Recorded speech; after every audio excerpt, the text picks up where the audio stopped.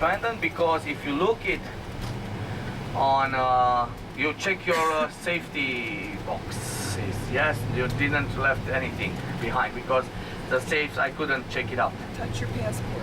No, I don't care about the passport anymore. I told you, it's all your responsibility now. From now, you don't know whether it was. It is Hungarians who were mainly the noblemen who owned land, and Romanians who were peasants and mercenary. That was their job, yeah, to be mercenary to different lords and move it from one place to another. Name itself, it's an easy one to be understand. It means a country beyond the forest, because wherever you want to reach Transylvania, you will have to cross the mountains, and honestly, Romanians will always assimilate the mountains with the forest. So they have to say this is a country beyond the mountains. How you say beyond in Latin? You know? Trans. And forest, you know very well. If I say the word, you'll say Silvest. Yes? Silva, Silvest. That's a conjugation for the forest. Yes? So Transylvania, it means the country beyond the forest, which is quite a romantic word for the Romanian. It's just Bram Stoker transformed it from the romantic Transylvania into the Transylvania, which sounds creepy Dracula. and scary and Dracula and all the others. Yes. Actually, it's an interesting territory. It's probably the wildest territories that exist in Europe in terms of natural resources. It's one of the few parts in Europe where you can see hundreds of miles or kilometers, I want to say miles, without any human around. Yeah, you just go, it's forest, hills, mountains. First time we'll get it, an easy way to get inside, so we'll not go very up and then down. We'll have to go about 3,000 feet or maybe a little bit more. The major mountains we'll see tomorrow and the day after tomorrow. If it's nice weather, we're gonna see how it gonna looks. That's a part of the Carpathian Mountain, which looks like the Alps, and that's why I call the Transylvanian Alps. Now we're surrounded this small fountain over here, Aquatim, and on the left side it's the citadel of Timisoara, the one that you had it in your schedule. Now it's a mall. Compared with the one from gypsies, rich gypsies who just import the way of construction, like the one on the right side now and on the left side now. Taking a look, slowly, we'll go slowly. Look, yeah, or over here. You recognize, there will be more, yeah, there will be more, that's okay.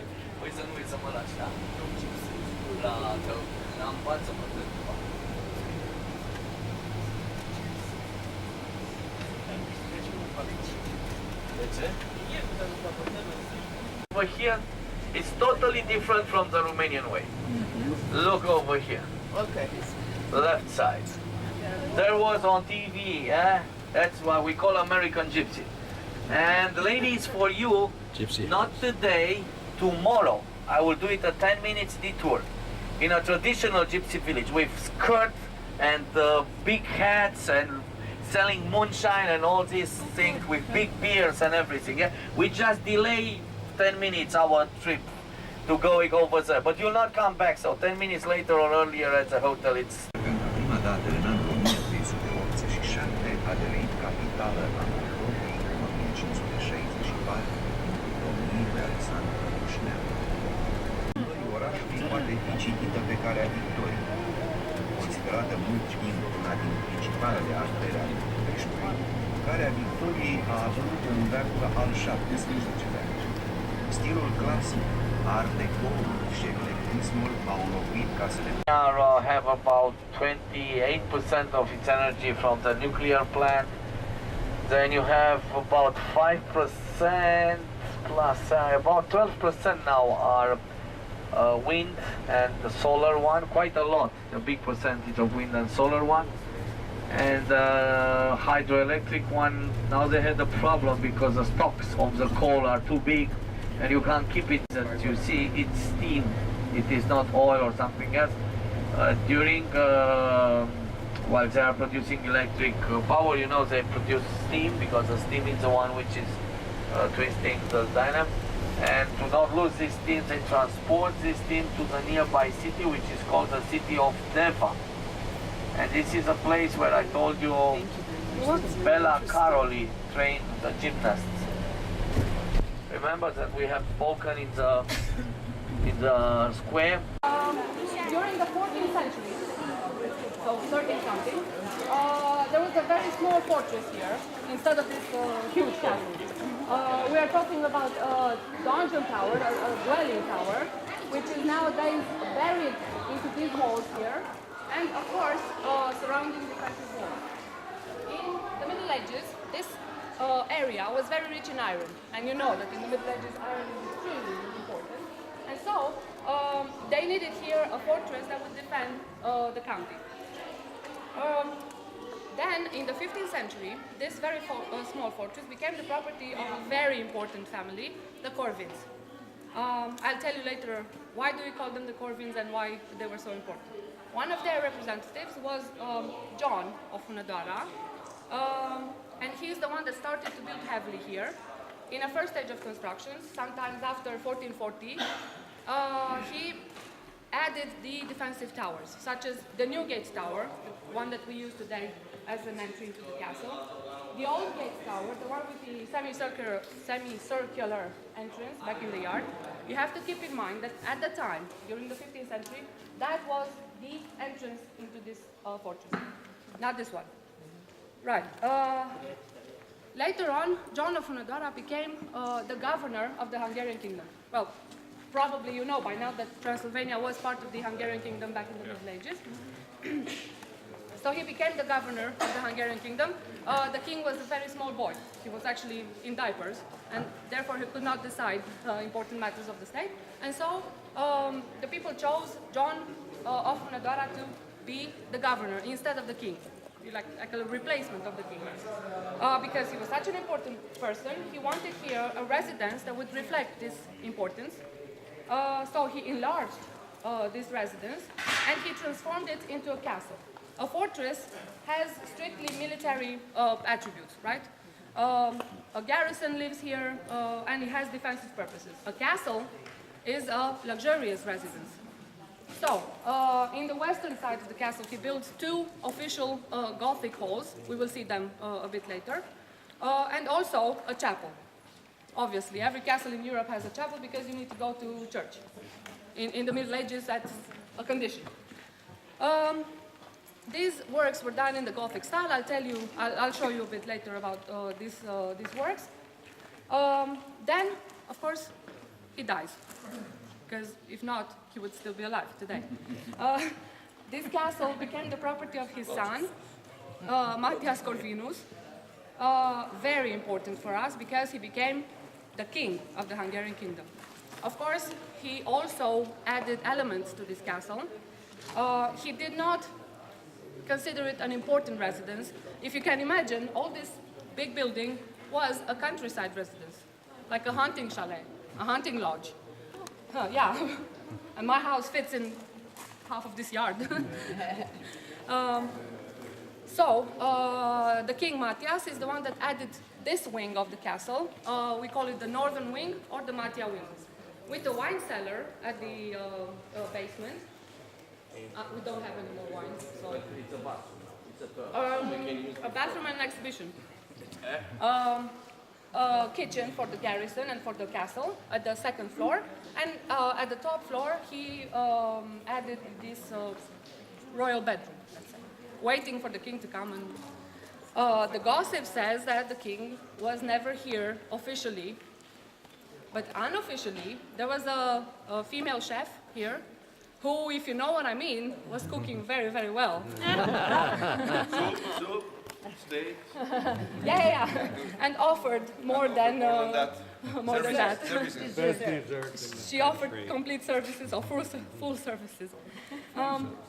Also, the gossip says that they actually produced an illegitimate son through cooking, of course. And because, of course, Martias Corvinus was married. He had his own queen, but she was terribly jealous. She was Spanish. Her name was Beatrix of Aragon. She was so jealous that she decided to poison the king with lead. And so he died of excruciating pain and seeing all kinds of monsters attacking him. That is the gossip. I'll tell you a lot more gossips along the way. So, unfortunately, this is pretty much the end of the glory days of the castle. When the king dies, his child also died very young, and so the Corvins died out in 1508 with exactly 99 years of known history. Along the time after that, the castle was owned by 23 families, along the time, of course. Nobody built here anymore until the 17th century, when the owner of the castle became, again, an important character, Gabriel, Prince Gabriel of Transylvania. He's the one that built the administrative palace right in front of us. As the name, of course, suggests, it was used by the administrator of the castle. Also, he adds another body or a wing, the new palace facing the town, the one with the exterior gallery with columns. This is where the official part of the castle moved. The dining hall, the meeting hall was there in that wing. Right. The last important event of the castle was in 1854, when apparently a lightning struck the roof. At the time, you have to imagine that the roof was covered with wooden shingles.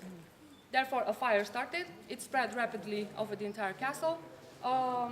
We lost everything flammable. That means archives, furniture, floors, ceilings, everything that was flammable. The castle remained a ruin. The fire lasted for 2 weeks. Wow. Yeah, we did not have lightning rods at the time. And the firemen, imagine, 1854, they had buckets of water. What you can do with that? So unfortunately, the castle remained a ruin for about 10 years. But after that, the state became involved, and they gave money for the restoration, which is why we can see it complete today. Not very furnished, unfortunately, because we don't have money. So, but I will show you what I can, and I will tell you everything there is to know about the rooms. Whew, okay.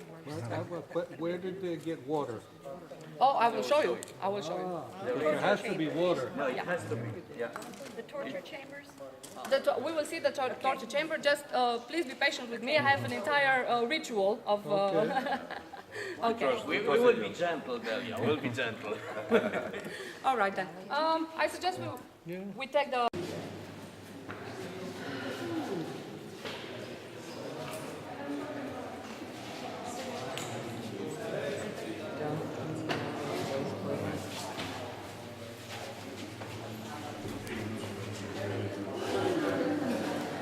Yeah.